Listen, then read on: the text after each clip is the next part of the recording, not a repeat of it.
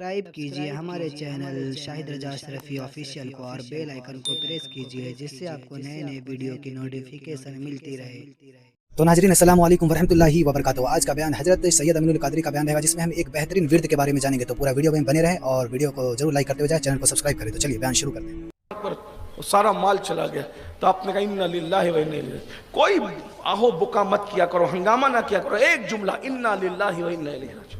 جو غم کی خبر سنو انا للہ و انا الیہ راجعون۔ ایک بات بتاؤں، جب ہم کسی غم پر انا للہ پڑھتے ہیں، کسی بھی غم پر، اللہ وہ غم ختم کر کے اس سے بہتر نعمت دیتا ہے۔ جو نعمت چلی گئی اس سے بہتر عطا کرتا ہے، سبحان اللہ۔ اور جو نعمت چلی گئی اس سے بہتر، یعنی اگر 10 روپے چلے گا انا للہ پڑھو گے تو 20 تو ملنا ہے، مگر یقین رکھنا اللہ نہ کرے، 1000 بار نہ کرے کسی کا بچہ مر گیا، انا للہ پڑھو اس سے اچھا ملنا ہے۔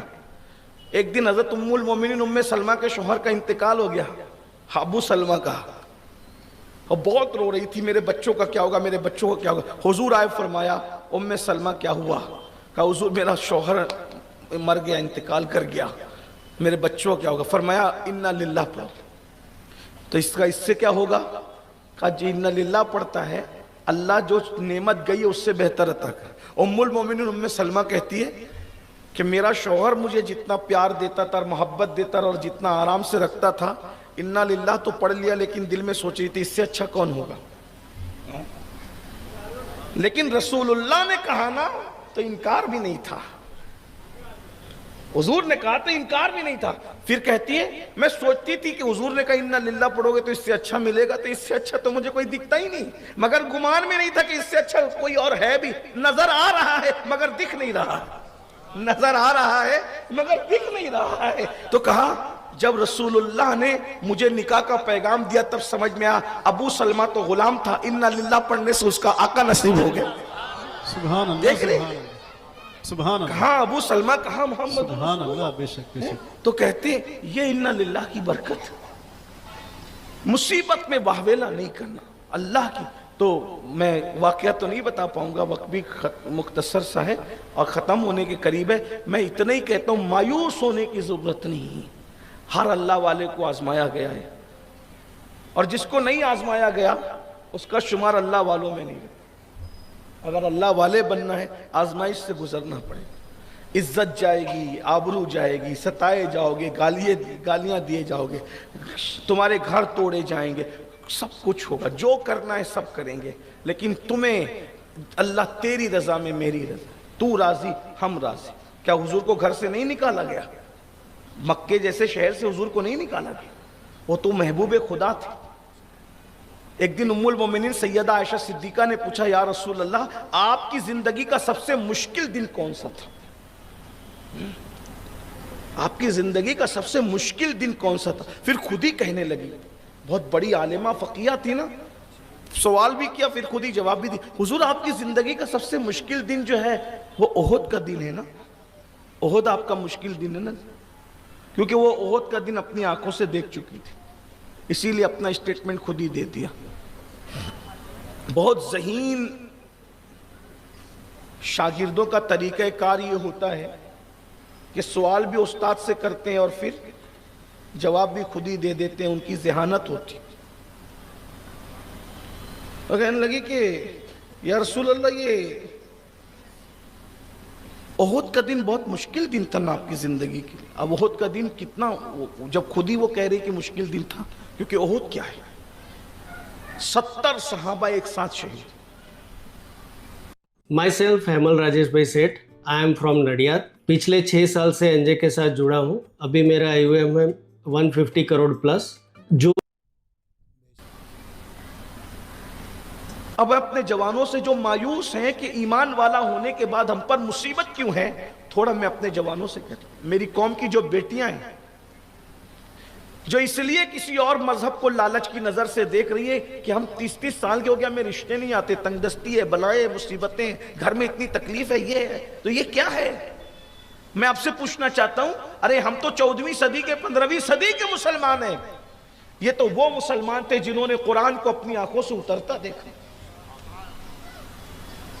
جن کے سامنے قرآن نازل ہو رہا تھا، وحی کا نزول انہوں نے اپنی نگاہوں سے دیکھا، انہوں نے بیان کیا کہ جب وحی نازل ہوتی ہے تو پسینے کی کیفیت یہ ہوتی ہے، رسول اللہ کی کیفیت یہ ہوتی ہے، ان کے سامنے قرآن نازل ہو رہا ہے، انہوں نے اپنی آنکھوں سے معجزے دیکھے، رسول اللہ صلی اللہ علیہ وآلہ وسلم کے معجزات انہوں نے اپنی نگاہوں سے، وہ خوش نصیب تھے کہ جس کا کلمہ پڑھتے تھے اس کے چہرے کی زیارت بھی کرتے تھے، وہ خوش نصیب تھے جس نے نماز لائی تھی نماز لانے والے کی انہوں نے زیارت بھی کی۔ لیکن آپ ذرا غور تو فرمائیں، ایک دن میں چند ہزار آبادی کے شہر میں جب 70 جنازے ایک ساتھ اٹھیں گے تو اس وقت کیفیت کیا ہوگی؟ اور وہ بھی اللہ نہ کرے، اللہ نہ کرے، میں کہتا ہوں کہ کسی حادثے میں 2-3 میت ایک ساتھ ہو جائے تو پورا شہر غم میں ڈوب جاتا ہے۔ اب 70 جنازے ایک ساتھ اٹھیں گے تو اس میں 70 میں سے اگر 50 لوگوں کو اب شادی شدہ پکڑ لیں، 50 لوگ، تو جس دن ایک بستی میں 50 عورتیں ایک ساتھ بیوہ ہوں اور ان 50 لوگوں کے اگر 2-2 3-3 بچے پکڑ لیں تو 150 بچے ایک بستی میں اگر ایک دن میں یتیم ہوں کہ غموں کا حال کیا ہوگا؟ پھر صرف وہ 70 جنازے نہیں کہ اٹھا کے ان کو مار دیا گیا، نہیں، وہ جنازوں کا حال یہ ہے کہ سید الشہداء حضرت امیر حمزہ رضی اللہ تبارک و تعالیٰ کے ہونٹ کاٹے گئے، کان کاٹے گئے، ناک کاٹی گئی، انگلیاں کاٹی گئی، اور کاٹنے والے نے سینہ بھی چیرا اور کسی چبانے والی نے کلیجہ نکال کر کے چبا چبا کر کے تھوکا بھی۔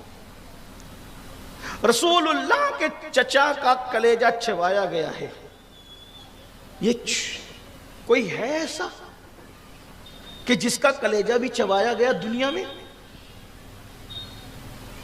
کسی کا کلیجہ دانتوں تلے چبایا گیا ہے؟ یہ رسول اللہ کی آزمائش ہے، یہ حضور علیہ السلام کا امتحان ہے۔ جب رسول پاک صلی اللہ علیہ وآلہ وسلم نے اپنے چچا کے چبائے ہوئے کلیجے کو تھوکا ہوا رستے میں دیکھا ہوگا تو رسول اللہ کے دل پہ گزری کیا ہوگی؟ اور پھر اس دن مسلمانوں کی حالت یہ ہے کہ ان 70 لاشوں کو کفن دینے کے لیے ان کے پاس کپڑا بھی موجود نہیں ہے۔ یہ کیفیت ہے۔ اور یہ میرے بھائیوں اس پر یہ کہ رسول اللہ اتنے زخمی ہیں، اللہ کے رسول علیہ السلام اتنے زخمی، آپ کیا سمجھتے ہو کہ تقریروں سے اسلام پھیل گیا؟ یہ ہاتھ چومنے چموانے سے اسلام پھیل گیا؟ نظر لینے دینے سے اسلام پھیل گیا؟ ارے اسلام کی اشاعت کب ہو رہی ہے؟ حضور علیہ السلام کے دونوں گھٹنے زخمی ہیں، حضور علیہ السلام کو ان کی سواری سے دھکا دے دیا گیا ہے اور ایک گڑھے میں رسول اللہ کو ڈالا گیا۔ ہم یہ تو نہیں کہتے کیونکہ ہم ادب والا مسلک رکھتے ہیں کہ نبی کو اس کے اندر جو ہے وہ معاذ اللہ جو بھی لوگ کہتے ہیں، ہم نہیں کہ حضور کو ہم بس سمجھانے کے لیے بات سمجھ میں آ گئی، حضور کی سواری کو ایسے دھکا دیا کہ حضور علیہ السلام گڑھے میں گئے، اور جب گڑھے میں گئے تو حضور کے دونوں گھٹنے زخمی ہو گئے اور حضور علیہ السلام کا وہ بدن نازنین زخموں سے نڈھال ہو گیا، اور حضور علیہ السلام نے جو لوہے کی ٹوپی پہن رکھی تھی جسے خود کہتے ہیں، وہ رسول اللہ کے گالوں میں اس کی کڑیاں گھس گئی، اور حضور علیہ السلام جسے کہتے ہیں اس کے کنارے بھی شہید ہو گئے۔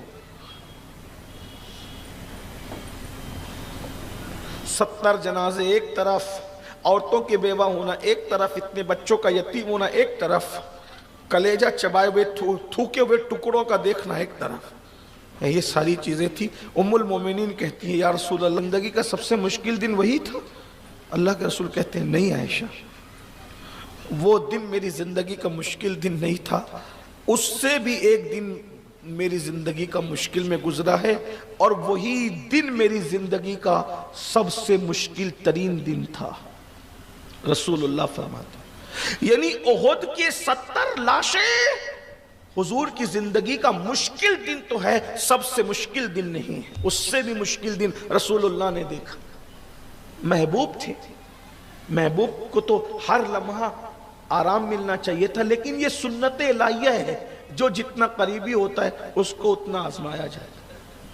تو پھر ام المومنین نے خود ہی پوچھا کہ یا رسول اللہ آپ کی زندگی کا سب سے مشکل دن کون سا ہے؟ اب آپ ہی بتا دیں. جب احد بھی مشکل ترین دن نہیں ہے، سب سے بڑا مشکل والا دن، تو کون سا دن مشکل کا ہے؟ تو اللہ کے رسول فرماتے ہیں عائشہ میری زندگی کا سب سے مشکل ترین دن جو مجھ پہ دنیا میں آیا ہے وہ طائف کا دن. جب میں طائف گیا، ایک غلام میرے ساتھ، ہم چھوٹی چھوٹی تکلیف پر پریشان ہو جاتے. اللہ کے رسول صلی اللہ علیہ وآلہ وسلم فرماتے ہیں جب میں طائف میں پہنچا، مکے والوں نے جب میری دعوت کو ٹھکرا دیا، میری دعوت کو قبول نہیں کیا، اور جب میں طائف میں پہنچا تو میں طائف کے سرداروں سے ملا، اور سرداروں سے مل کر میں نے کہا اللہ پر ایمان لا. انہوں نے گالیاں دی، طائف کے سرداروں نے گالیاں دی. جو گالیاں انہوں نے دی ہے میں اس کو بیان نہیں کر سکتا، میرا کلیجہ منہ کو آتا ہے. سیرت کی کتابوں میں لکھا ہے جو انہوں نے گالیاں دی، حضور علیہ السلام کی توہین کی، بے ادبی کی. روزانہ دینی معلومات حاصل کرنے کے لیے چینل.